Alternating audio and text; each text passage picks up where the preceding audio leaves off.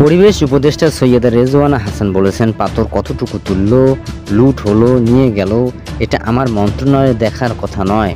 যেহেতু আমি একজন পরিবেশ কর্মী এবং সরকারে আছি, আমি দায়িত্ব নেব, কিন্তু পাথর লুট হয়ে যাওয়ার দায়টা আমাকে দিয়েন না। তিনি বলেন, এবার সর্বদলীয় ঐক্য কারণে প্রশাসনের নিশ্চয় যোগ সাজেশ ছিল, তা না হলে এখন তারা কিভাবে বের করতে পারে যে পাথরগুলো কোথায়।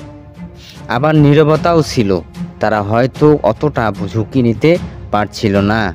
পরিবেশ উপদেষ্টা বলেন, এখন দেখা যাচ্ছে তারা মামলা করেছে, সেখানে আদৌ যারা দোষী তাদের কতটুকু তালিকাভুক্ত করেছে সেটা আমাদের দেখতে হবে।